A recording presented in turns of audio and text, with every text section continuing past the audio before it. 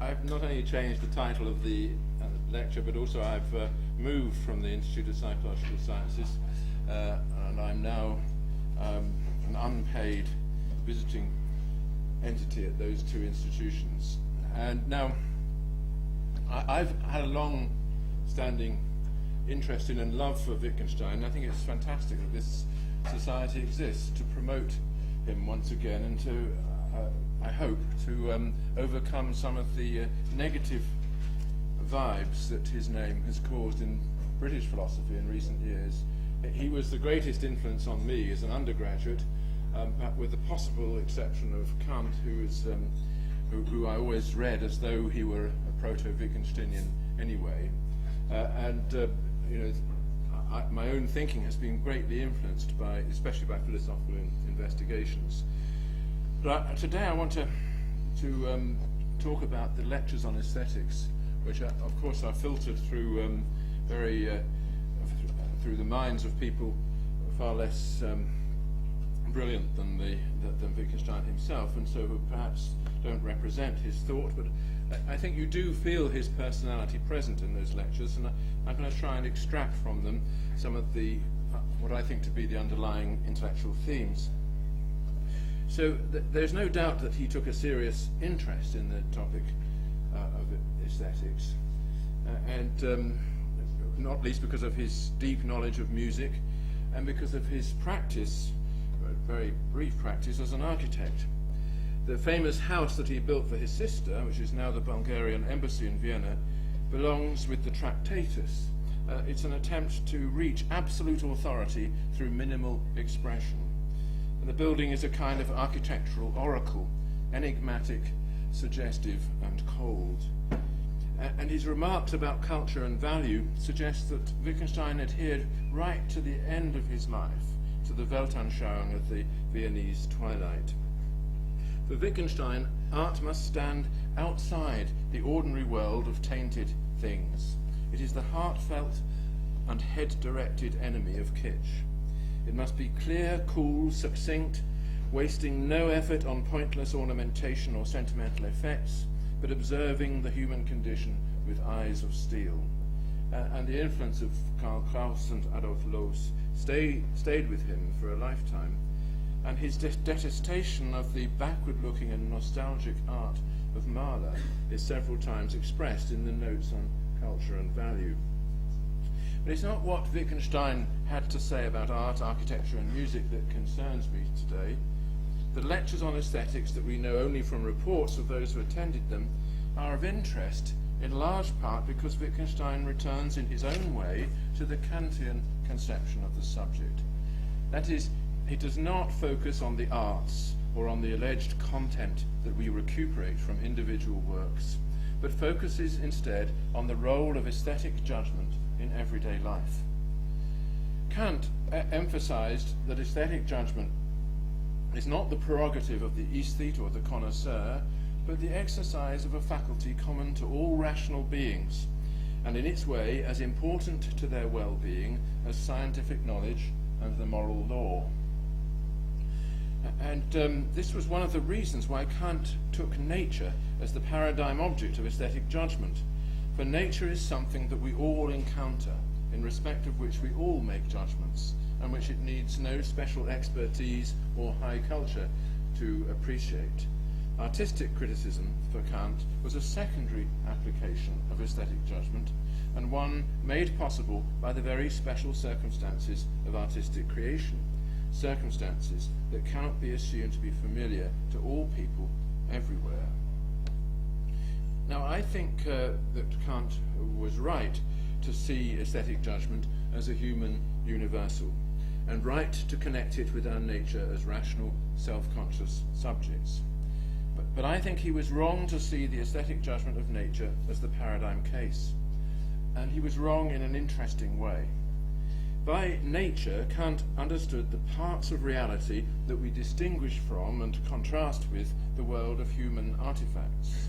A natural object is one with which we have had nothing to do, so to speak, and whose beauties and attractions address us from a world beyond human choice. In appreciating a beautiful beautiful feather or an intricate seashell, I am addressing something untouched by human hand, admiring it as part of the great chain of being, but as something for which no human is responsible. If all aesthetic judgment were like that, then aesthetic judgment would have no real part to play in guiding and limiting our actions. It would come after the event, so to speak, as we stand back and contemplate something that was produced without its aid. The point of aesthetic judgment and its contribution to our well-being would be to that extent more difficult to understand. Why should we have such a faculty, and what does it help us to do?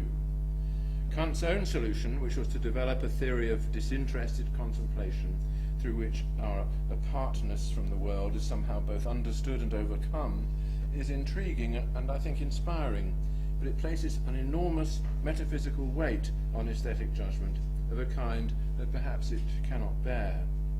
And that's why I've always found Wittgenstein's examples of the tailor and the carpenter so helpful. I'm quoting from the lectures, paragraph 13. What does a person who knows a good suit say when trying on a suit at the tailor's? That's the right length, that's too short, that's too narrow. Words of approval play no role, although he will look pleased when the coat suits him.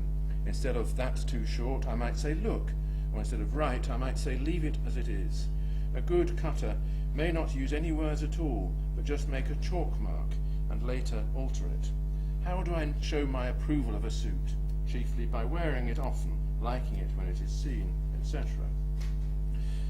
And then there's the example of the door frame. You are making a door and its frame so as to fit it into a wall.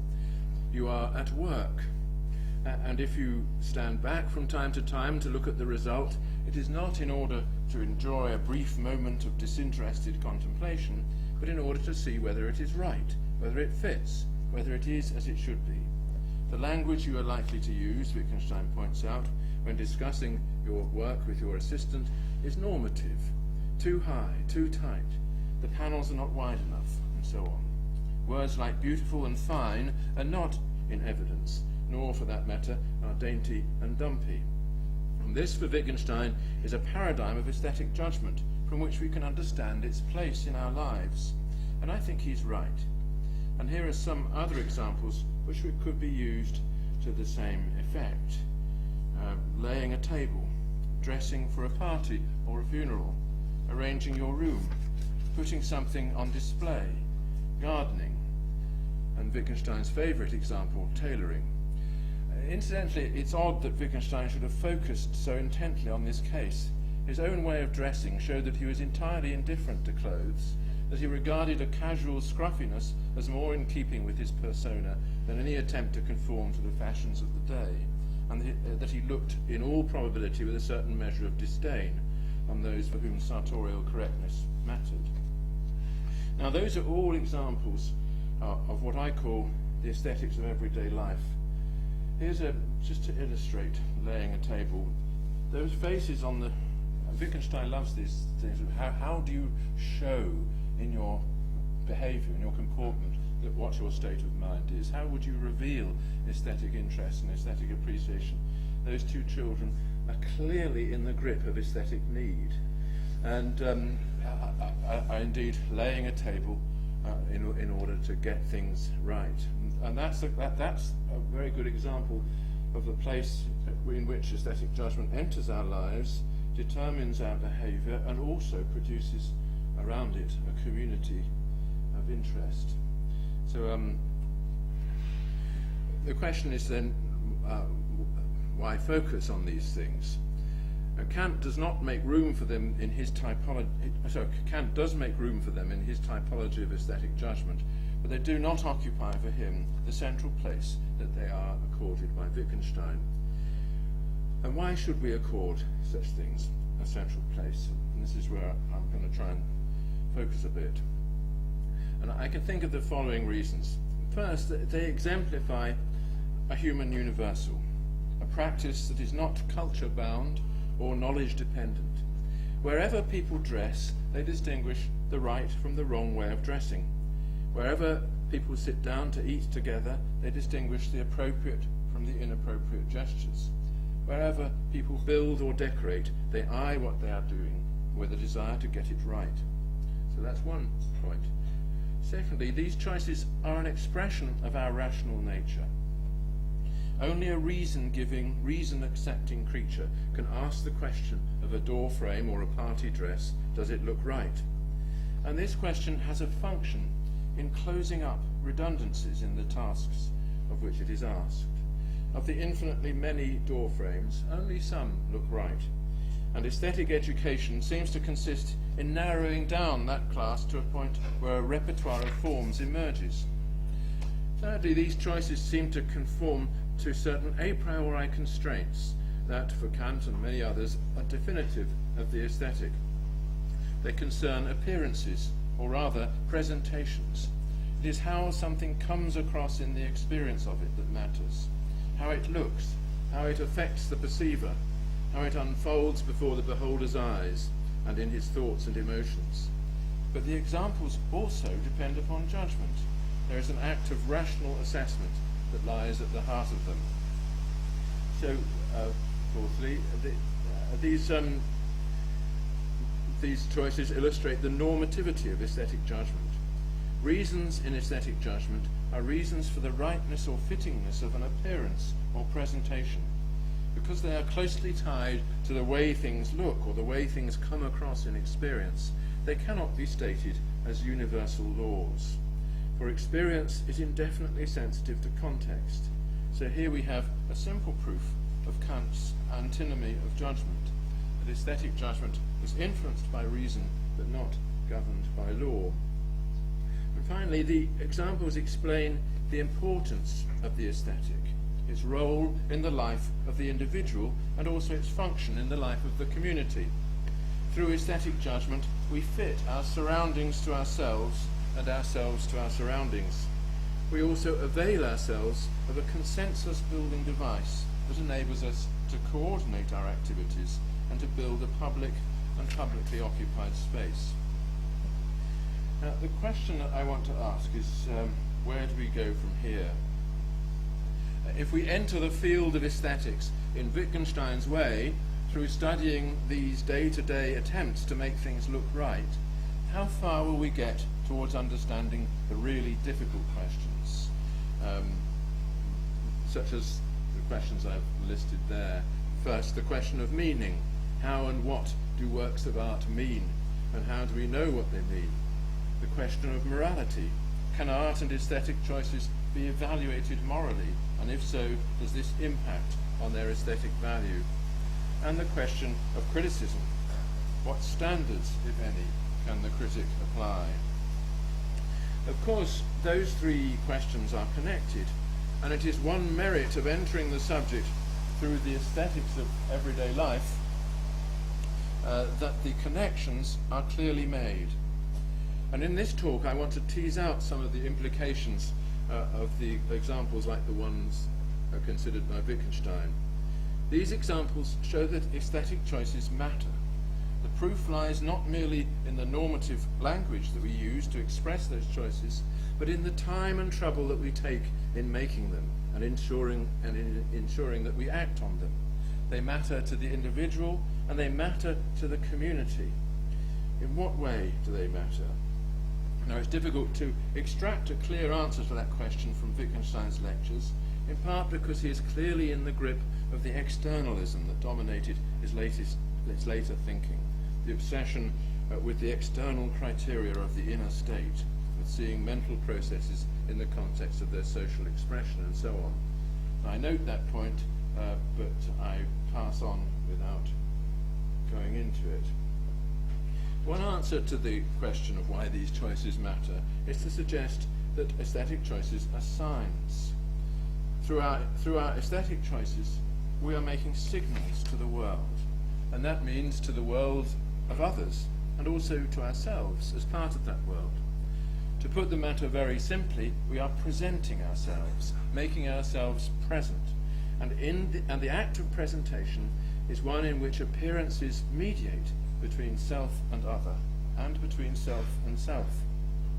They are signs of what we want to be for others, and also for ourselves. This is very obvious in dressing, arranging your room and so on, but it extends to all those everyday examples.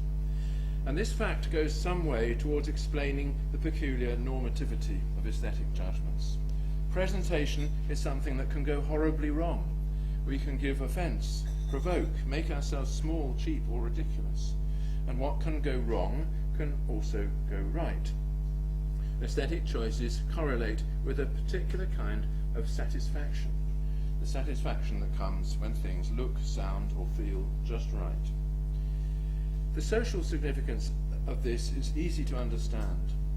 Presentations are our avatars. They make us known to others and are ways of soliciting their endorsement for what we are. But they are also instruments of self-knowledge. They are part of the process that Fichte and Hegel called Entäußerung, the making outwards, real, objective of the inner life, the process through which the subject knows himself as object in a world of beings like himself. I am not alone in seeing the theory of Entäußerung as the great and distinctive achievement of German idealism, nor am I alone in finding the theory immensely difficult both to state and to defend. But however it is stated, it seems to me that the aesthetic has to be included as a moment, to use the Hegelian term, in the process of self-realization. Hegel's phenomenology contains a remarkable sequence of parables, all pointing to the conclusion that we come to self-consciousness through the consciousness of others and their consciousness of us. We achieve freedom by recognizing our accountability to others and the need to give reasons for action that would be reasons also for them. Self-presentation is a fundamental part of this process. What I am in your eyes is part of what I am for you, and what I am for you is part of what I am. There is an existential need, a need connected with my self-realization as a freely choosing being, to present myself to others, and to feel my self-presentation as right in their eyes as it is in mine. And the process is reciprocal. My standards and my style are precipitated out, so to speak, from the continuous challenges that I offer to and accept from others. Think in this respect of how fashions emerge.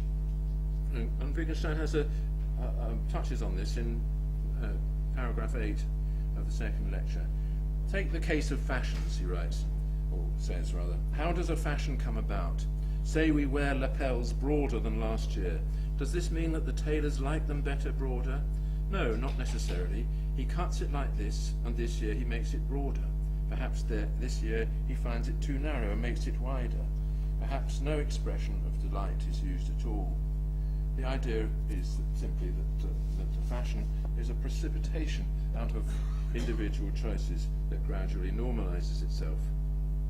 We may or may not discuss each other's appearance, but the sense of right and wrong inhabits the world of clothes and decor and building styles, just as it inhabits our interpersonal responses.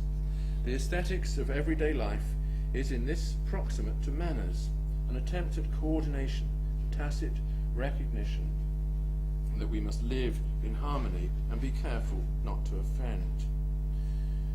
Now, I would go further than that in suggesting that there is a human enterprise to which aesthetic judgment lends itself and into which it becomes incorporated, an enterprise that is fundamental to our social life and to much that distinguishes us from the other animals. And that enterprise is home building. Although many people live alone, the home is not a solitary place. It bears the mark of our attachments, those that we have come from and those to which we aspire. In making a home, we are shaping a community, even if it is only a community of one.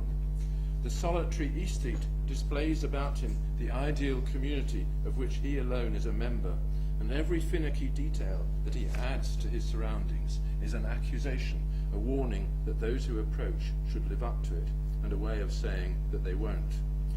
Aestheticism of that kind is the final defeat of the aesthetic, this retreat into a castle of its own devising. In its normal forms, however, aesthetic judgment plays a part in shaping a real and living community by enlisting the cooperation of others in the building of a home. Now, here I should say something about Wittgenstein's own position regarding the home. Wittgenstein, as you all know, was a solitary person who repulsed intimacy and was constitutionally homeless. He refused possessions, giving away whatever money he inherited, and had little to do with his siblings, 3 of whom shared his suspicion of life in society and chose suicide as the cleaner option. Wittgenstein's one exercise in home building, the house that he designed for his sister, is as far from a family home, or indeed any home, as a building can be. And it is not surprising that it ended up as the embassy to one of the frozen tyrannies of communist Europe. Every detail has been pondered and made to fit, and I think, here we go. Every detail has been pondered and made to fit. Not a line or angle jars with its neighbours, and nothing is too high, too low, too long, or too wide, and yet everything is cold, sterile, and disinfected. Wittgenstein followed the maxim of Adolf Loos that ornament is crime, on the assumption that ornament is a distraction from the aesthetic task of fitting part to part, a way of obscuring proportions and junctions which should fit by themselves. For ordinary mortals, however, there is the outside of the house. For ordinary mortals, however, ornament is a way of incorporating a reference to communal life into the design. Ornaments spark off associations. They tell stories. They situate a building or a piece of furniture in the shared dreamscape of a community, something that we witness in all the forms of classical architecture, right down to the day that Adolf Loos declared war against it. Excluding them is a way of lifting a building out of its social context, making it stand alone as an abstract composition, refusing to be the loved companion of everyday life. And that is why so many of the great classics of modernist architecture, like Mies van der Rohe's house in Brno, Le Corbusier's Villa Savoie, even the Gropius house in Lincoln, Massachusetts, are now uninhabited, preserved as museums, but standing apart from their surroundings in a posture of fastidious repugnance. Those examples, which might seem to tell against the connection that I made between aesthetic judgment and home building, in fact count in its favour. Loos and his followers were spring cleaning the home, throwing out grandma's knickknacks, making a new home for new people who will live in a less pretentious way. Wittgenstein was a product of what one might call austrophobia, like Karl Kraus and Robert Musil. His venture into architecture was also iconoclastic, and he swept the home in order to sweep it away. But those who wreck their home are also in their hearts attached to it, as we know from elementary psychology, and the violence they do is done to themselves. And I think here we should recall the labour of the negative, as Hegel called it, the role of the negative moment in the Hegelian dialectic, the stage of repudiation and alienation, which points to the longing for a final homecoming. Now, the controversy over modernism endures to this day and is connected in an interesting way to the problem of form and content. A surprising light is thrown on that problem by the aesthetics of everyday life, and this is another of the implications that I wish to draw from Wittgenstein's example. The Wittgensteinian architect, studying the proportions of the door that he has designed, is interested in its form, whether it fits, balances, exhibits correct proportion. And here is, this is Adolf Loos's own creation, the Villa Müller in Prague. The old Secession-style architect, it's an example from Vienna, who was, this was the style, the local version of Art Nouveau that was driven out by Loos. Such an architect would also have been interested in the form of the door or the window or whatever, but it would be a form described and perceived in organic and life-connected ways. Not does it fit, but does it flow? Not is it balanced, but is it vital, tense, exciting?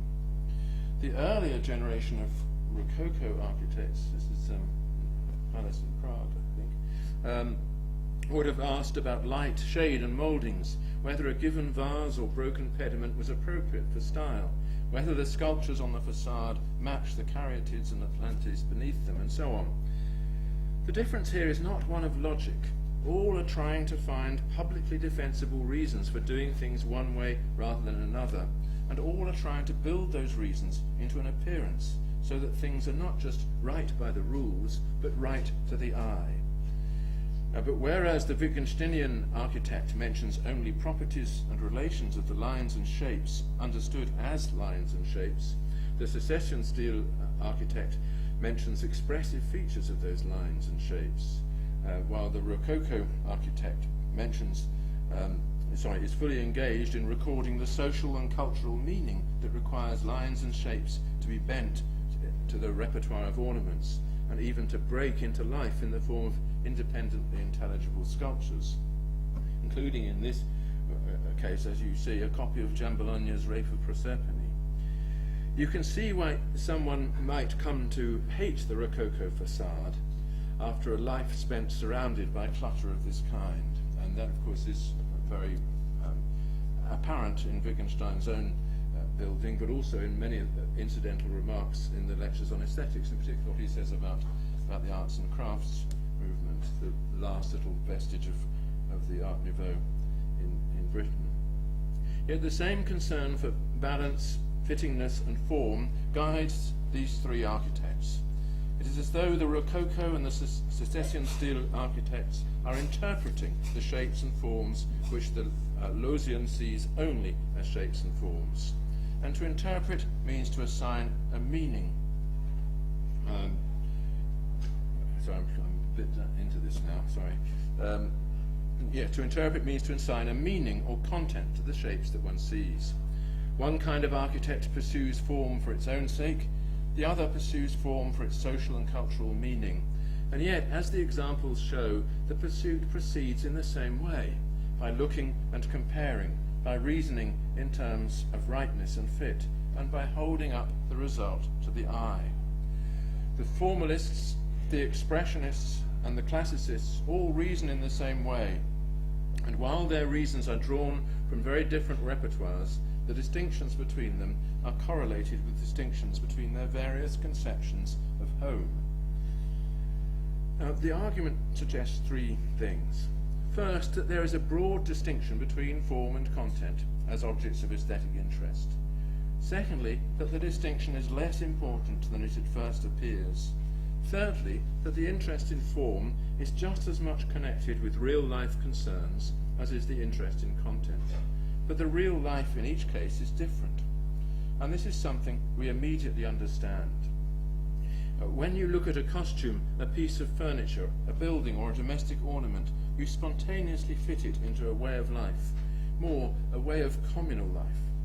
You are presented with the crystallization of social mores, moral values, and religious aspirations, and your judgment of and taste for the object reflect your attitude to the social meaning that is revealed in it. Here are a couple of chairs to illustrate what I have to mean. That's a Bauhaus chair.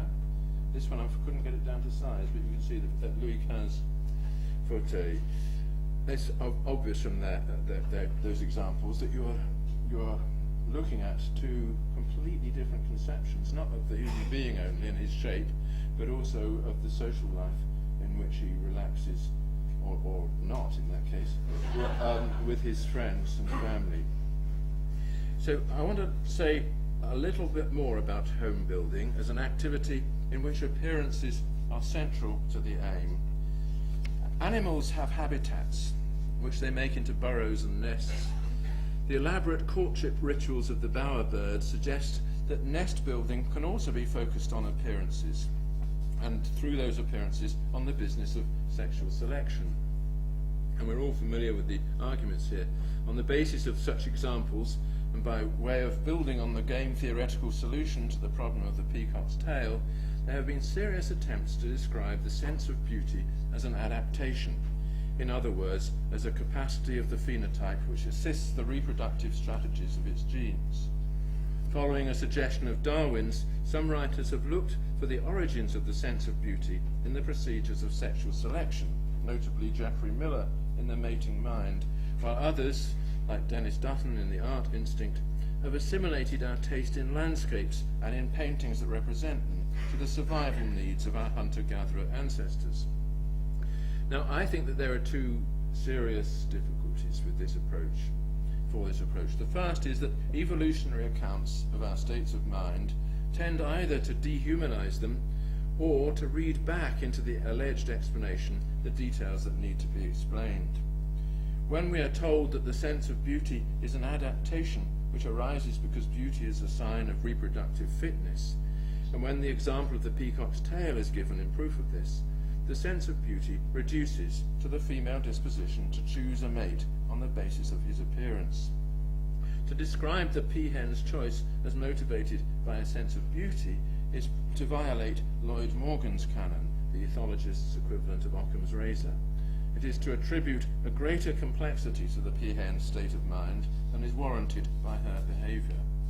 All we are entitled to infer from the facts is that the peacock's tail is an index of reproductive fitness, that the peahen reacts instinctively by preparing to mate with its possessor, and that this instinct is selected for in the competition for genetic Lebensraum.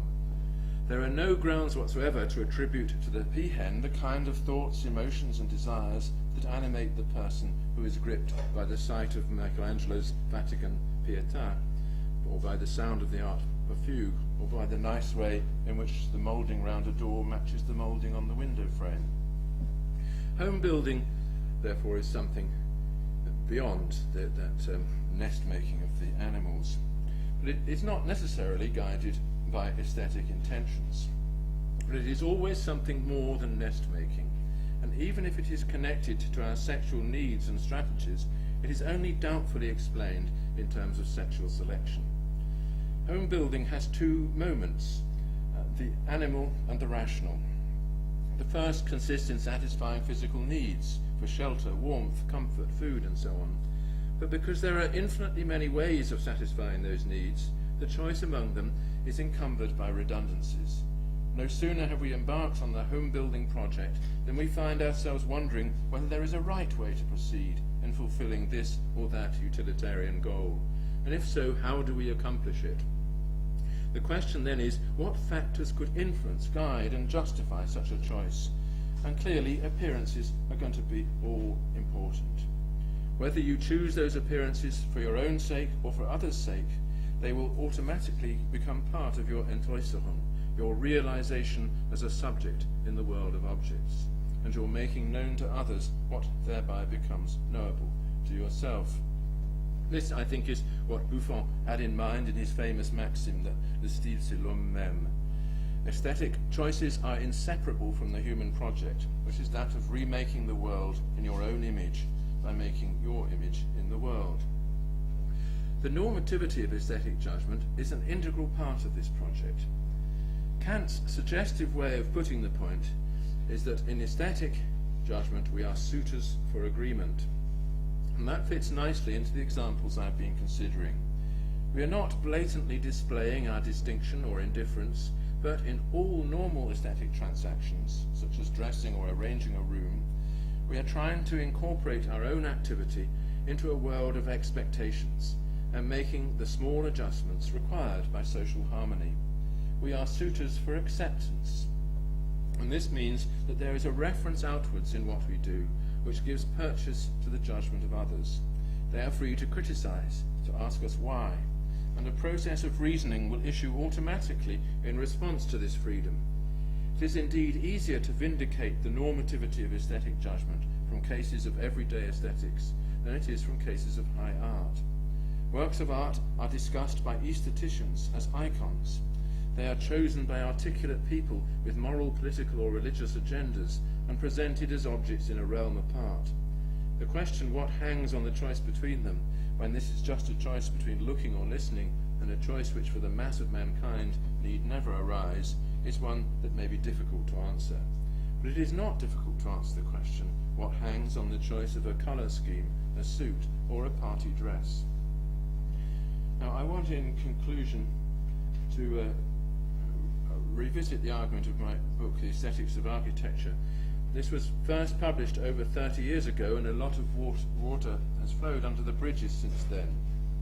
But the book was motivated by two broad intellectual concerns. One was to show the continuity of aesthetic and practical reasoning by considering an applied art form in which every normal person has an interest. The other was to make way for a defense of the classical tradition. In other words, to articulate my sense that something had gone radically wrong with the practice of architecture, which all of you who are sweating in this room realize. The classical tradition, as I present it, is not a style or a convention. It is a shared and settled way of doing things. And I think that is what traditions fundamentally are. They emerge by an invisible hand, as Adam Smith would put it, from the attempt to live together in a public settlement and to justify our ways of altering and managing it. And Wittgenstein makes that point in connection with harmony in the Western tradition. And I think it's worth, again, quoting. He says, the rules of harmony, you can say, express the way people wanted chords to follow. Their wishes crystallized in these rules. The word wishes, however, is much too vague. All the greatest composers wrote in accordance with them. You can say that every composer changed the rules, but the variation was very slight. Not all the rules were changed. The music was still good by a great many of the old rules. What effectively Wittgenstein is saying there is that the standard practice of Western harmony, which proceeds uninterrupted really from late medieval time to jazz, conforms to the idea of a tradition. It's not a system of rules which are artificially laid down, but it's precipitated out by the choices made by people over many, many generations. And the same is true of the classical idiom in architecture. Now, I have retained those two concerns, though of course I would express them rather differently now. It still seems to me that architecture illustrates, as perhaps no other art illustrates, the interpersonal nature of aesthetic choices and the constraints on justification that stem from this.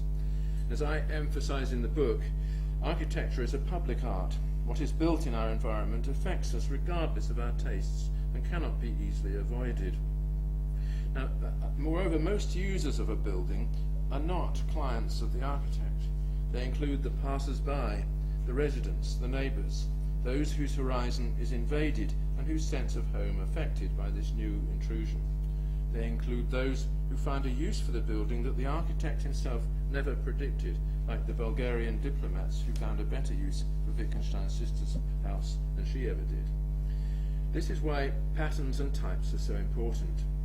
The old pattern books, such as those which were used for building the New England towns, offered precedents to builders, forms which had pleased and harmonized, and which could be relied upon not to spoil or degrade the streets in which they were placed. And the failure of modernism, in my view, lies not in the fact that it has produced no great or beautiful buildings. The chapel at Ronchamp and the houses of Frank Lloyd Wright abundantly prove the opposite. It lies in the absence of any reliable patterns or types which can be used in awkward or novel situations so as spontaneously to harmonize with the existing urban decor, and so as to retain the essence of the street as a common home. The degradation of our cities, such as Southampton, is the result of a modernist vernacular whose principal device is the stack of horizontal layers with jutting and obtrusive corners, built without consideration for the street, without a coherent facade, and without intelligible relation to its neighbours. Rule books, aesthetic constants, and tradition have all been ignored. And again, you see the parallel with the music, with the tradition in music. Wittgenstein's vernacular aesthetics, his aesthetics of everyday life, was translated into a form of architecture that has in fact never succeeded to become a real vernacular idiom. Yet it is the vernacular that counts. Of course, there are the great projects and the great architects who succeed in them, but both are exceptions. We build because we need to and for a purpose. Most people who build have no special talent and no high artistic ideals. For them, the aesthetic is important not because they have something special or entrancing to communicate, but merely because, being decent and alert to their neighbours, they want to do what is right. Hence modesty, repeatability, and rule-guidedness are vital architectural resources. Style must be so defined that anyone, however uninspired, can make good use of it and add thereby to the public dwelling space that is our common possession. And I think that's why the most successful period of Western architecture, in which lasting towns were envisaged and developed, was the period of the classical vernacular. I think here's an example, when pattern books guided people who had not fallen prey to the illusion of their own genius. And this is a street in Whitby in Yorkshire, built out of bits from the local builder's merchant over a period of 100 years. This does not mean that creativity and imagination have no place in architecture. On the contrary, we depend upon the stylistic breakthroughs, the innovations and discoveries that create the repeatable vocabulary forms. And there's, of course, the great original of all these things. Here's one such discovery, the Palladian window. That's from an American suburb, obviously. These great artistic triumphs become types and patterns for lesser mortals. And our best bet in architecture is that the artistic geniuses should invest their energy, as Palladio did, in patterns that can be reproduced at will by the rest of us. And indeed, you can buy that window ready-made from the local builder's merchant in Virginia, where I was. This is the true reason why architects should study the classical orders, not so as to make use of them, although that would be no bad idea, but so as to understand vocabulary and detail. Measurement, I think, makes sense only if boundaries are marked, and that's the whole point of studying this one composition, the column and architrave and frieze, that you understand not only boundaries but how shadow creates them.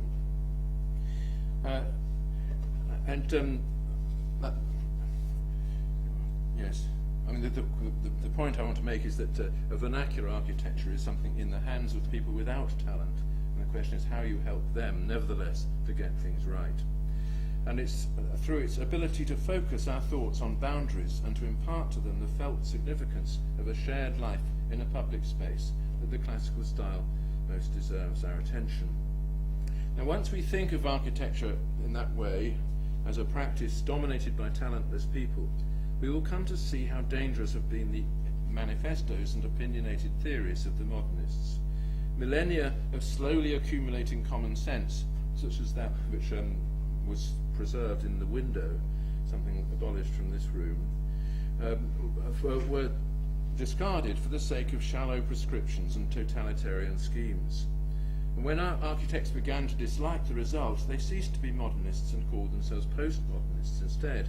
But there's no evidence that they drew the right conclusion from the collapse of modernism, namely that it was a mistake. This means that the architect, on my view, and I think this is the view implied in Wittgenstein's lectures on aesthetics, is under an obligation to build in ways that can be endorsed and accepted by all the users of his building, including the majority who are those who come within sight of it without having a reason to enter it.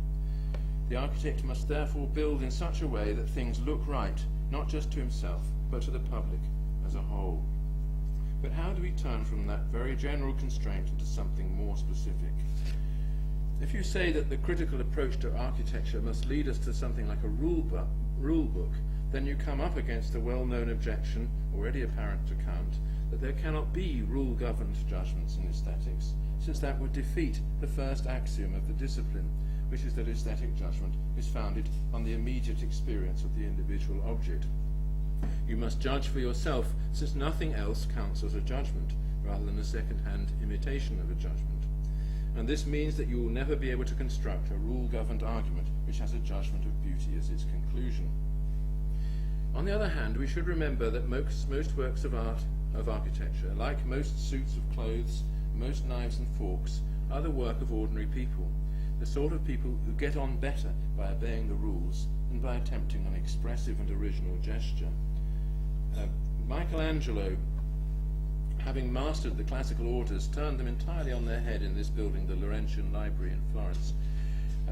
And we are thrilled by the result, in which originality and ingenuity are miraculously combined with order and tranquility. a computer nerd playing with a smart system can produce a design every bit as original as Michelangelo's, a design that no one versed in the language of architecture would have thought of. But the result is likely to be one of those absurd and community-denying gadgets that are beginning to undo the fabric of our cities. This is New York. Two such gadgets next to each other. You see how to clean the windows of that particular horror, you have to block the road with a boom lift. And just compare it with the anonymous classical townhouse next door, and you'll see what I'm getting at. The aesthetics of everyday life, I better get off that. The aesthetics of everyday life is an aesthetic for ordinary people, and that means people who should not try to be architects without some firm hand to guide them. The classical tradition is the residue of the attempts by ordinary people to build a shared settlement in which there are public spaces and facades and structures that fit comfortably side by side. And to achieve this result is not easy. A public space is one in which the virtues of civility are not merely exercised by the people, but recorded and endorsed by the surrounding boundaries. The European city from Athens to Haussmann's Paris has been conceived in that way, as a shared settlement in which buildings stand politely side by side, and the classical pattern books were devised in order to help ordinary builders conform to that general constraint. And on that note I'll end, but just with a plea for the classical pattern book as the crystallization of a tradition founded in the aesthetics of everyday life.